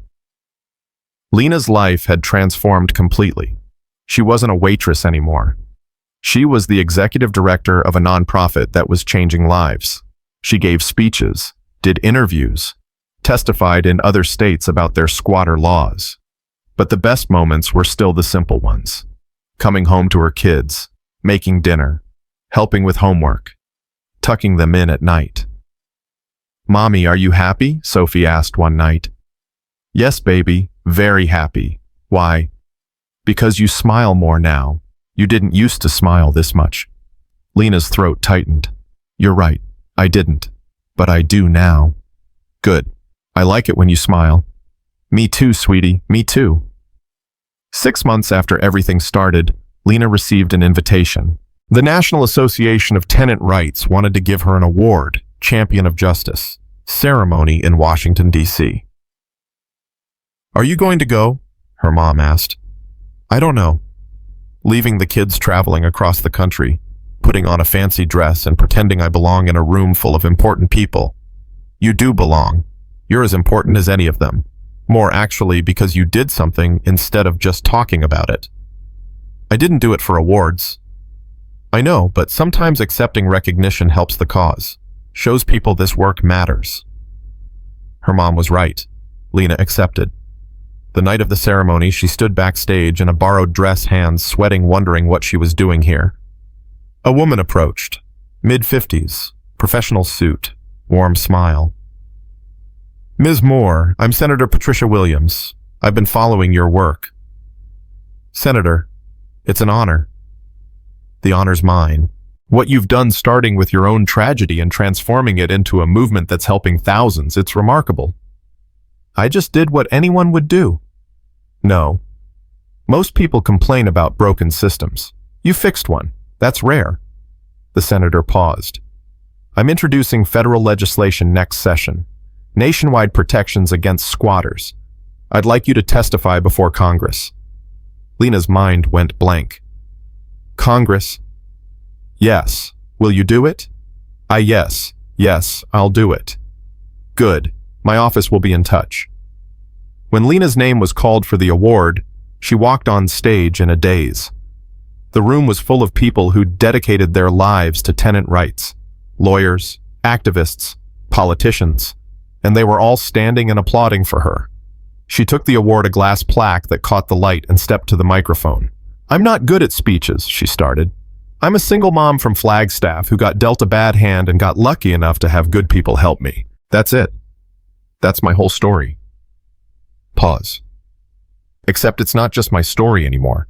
It's David Chen's story, and Maria Rodriguez's, and the Williams family, and 47 other families in Arizona who got their homes back, and hundreds more across the country who are fighting right now. Lena looked out at the audience. We live in a broken system. Laws that protect criminals more than victims, police with their hands tied, families destroyed while courts move at glacial speed. But we're fixing it. One state at a time, one family at a time, together. She held up the award. "This isn't mine. It belongs to every person who refused to let me fall, every biker who stood guard outside my house, every neighbor who brought food, every volunteer who answered phones, every family who had the courage to ask for help. This is theirs. I'm just holding it." More applause. Standing ovation. Lena walked off stage feeling lighter than she had in months. Bear was waiting in the lobby. He'd flown out for the ceremony. "What are you doing here?" Lena asked. "Watching you get the recognition you deserve. What else? You didn't have to come all this way." "Family shows up. That's what we do." "I'm going to start crying again if you keep being nice to me." "Then I'll keep being nice. Tears are good for you." They flew back to Arizona together. On the plane, Bear asked, "You nervous about testifying before Congress?" "Terrified, but I'll do it anyway." That's the Lena Moore I know. I feel like I'm in over my head, like any minute someone's going to realize I'm just a waitress who got lucky. You're not a waitress anymore.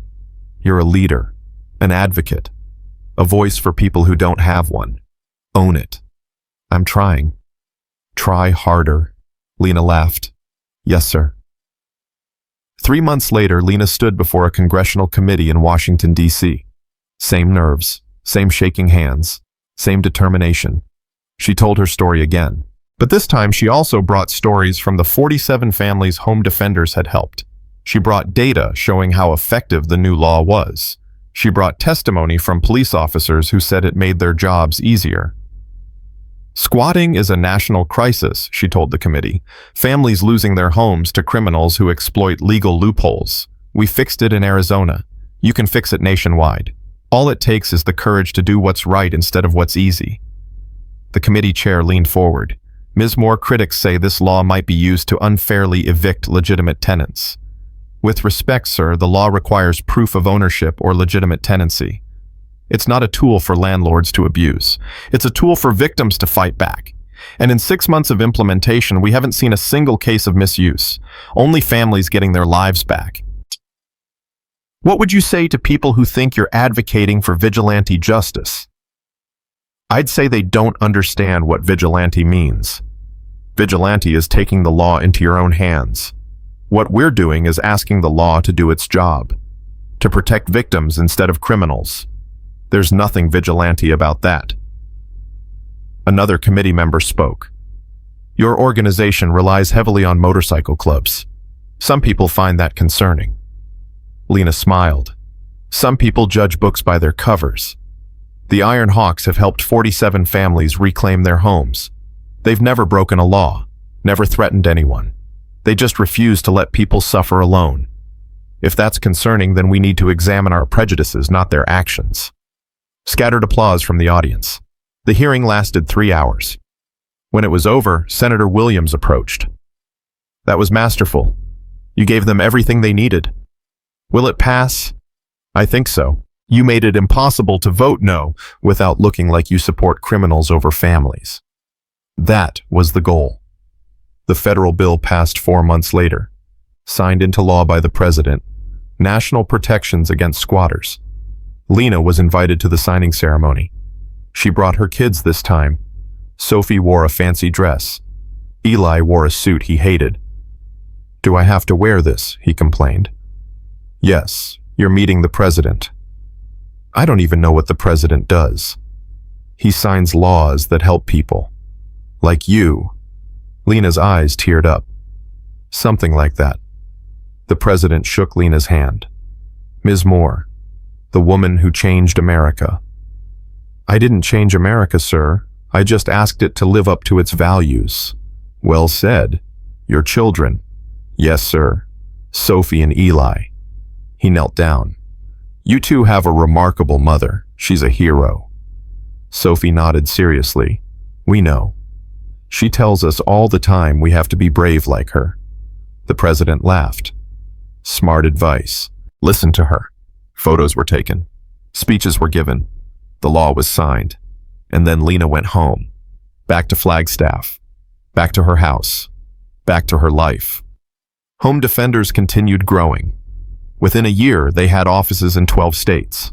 Within 2 years, they'd helped over 500 families. Within 3 years, they were a national organization with chapters coast to coast. But Lena never forgot where it started. In a little blue house in Flagstaff, with 3 squatters and a phone call to a biker named Bear. On the 3-year anniversary of getting her house back, Lena hosted a celebration. All the original Iron Hawks came. All the families they'd helped came. The street was packed with people eating barbecue and sharing stories. Bear raised a toast. To Lena Moore, who turned tragedy into triumph, who refused to stay down, who proved that one person can change the world. To Lena, everyone shouted. Lena stood up, glass in hand, tears streaming down her face. To all of us, she said. To every person who stands up when someone falls. To every community that refuses to let its people suffer. To everyone who believes that together we're stronger than anything that tries to break us. Cheers. Applause. Love. Sophie tugged on her dress. Mommy, you're crying again. Happy tears, baby. These are happy tears. That night after everyone left, Lena sat on her porch with her kids. They were older now. Sophie was 8. Eli was 10. They'd grown up alongside this movement. Mom, when I grow up, I want to help people like you do, Eli said. You already do, buddy, every day. But I mean really help, start something, make a difference. Then you will, I have no doubt. Sophie leaned against her. I'm glad we didn't lose our house. Me too, sweetie, me too. Inside, Lena's phone buzzed. Another family needing help, another call to answer, another life to change. She'd answer it tomorrow. Tonight was for her kids, for her home, for the life they'd built from the ashes of almost losing everything. Lena looked at her house, the one she'd fought for, the one that had started it all, and felt peace settle over her like a blanket. This was what mattered, not the awards or the recognition or the national movement, just this: her kids safe, her home secure, her community strong. 3 years ago, she'd stood in this exact spot crying while strangers stole her life. Now she stood here knowing that she'd taken that pain and transformed it into purpose. That loss had become legacy. The house looked the same from the outside, same blue paint, same white shutters, same front porch. But everything inside was different, not just the cleaned walls and repaired floors. The meaning, what it represented. It wasn't just a house anymore. It was proof that good people still existed, that communities still mattered, that one voice speaking truth could move mountains. Bear always said courage wasn't the absence of fear. It was feeling the fear and moving forward anyway. Lena understood that now. She was still scared sometimes, still worried about money and the kids and whether she was doing enough. But she didn't let the fear stop her anymore. Come on, babies, she said, standing up. Time for bed. 1 more minute, Sophie pleaded. 5 more minutes, then sleep. They sat together in the darkness, listening to the quiet street, feeling the safety of home surround them. Somewhere out there, another family was probably discovering squatters in their house right now, probably feeling the same terror and helplessness Lena had felt. But they wouldn't stay helpless for long, because now there was a system in place. Resources, laws, people who cared. Lena had made sure of that, and she'd never stop making sure of it. Tomorrow she'd answer that call. She'd help that family. She'd add another victory to the wall of photos in her office. She'd continue building the safety net she'd wished existed 3 years ago. But tonight, she was just a mom on her porch with her kids, grateful for second chances and the people who'd made them possible. The Iron Hawks, Rita, Bear, her mother, her neighbors, every person who'd refused to let her fall. They'd given her more than her house back. They'd given her hope, purpose, proof that humanity was still worth believing in. And she'd spend the rest of her life paying that forward. Not because she had to, because she wanted to, because that's what you did when you'd been saved. You turned around and saved someone else. Sophie yawned. Okay, I'm ready for bed now. They went inside. Lena tucked them in, kissed their foreheads, turned off the lights. In her own room, she looked at the award on her dresser, Champion of Justice. She still didn't feel like a champion. Just a woman who'd gotten knocked down and decided getting back up was the only option. Her phone buzzed one more time. Text from Bear, proud of you more. Every single day. She smiled and typed back, couldn't have done it without you. Thank you for seeing me when I couldn't see myself. His response was immediate. That's what family does. Family. That's what they'd become. Not by blood, by choice. By standing together when the world tried to break them apart. Lena set down her phone and closed her eyes. Tomorrow would bring new challenges, new families to help, new battles to fight. But tonight in this house, she'd fought so hard to keep surrounded by the life she'd rebuilt from nothing. Lena Moore was at peace. Because she'd learned the most important lesson of all. You're never truly alone, unless you choose to be. Community is always there waiting. All you have to do is be brave enough to ask for help, and strong enough to offer it when someone else needs it. That was her legacy. Not the laws or the organization or the national movement. Simply this, the knowledge that one person standing up can inspire 1,000 others to do the same. And together, they can change everything.